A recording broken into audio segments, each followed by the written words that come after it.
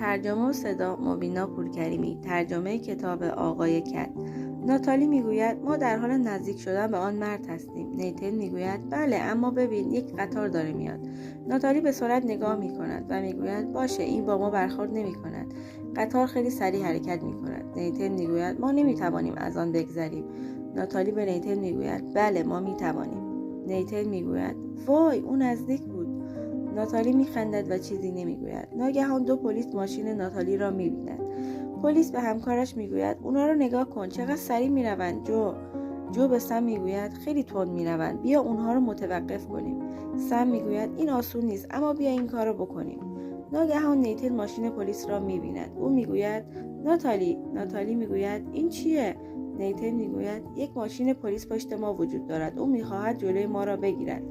ناتالی میگوید ما نمی ایستیم، ما میتوانیم بعداً همه چیز رو بهشون توضیح بدیم. اول ما باید کت را بگیریم.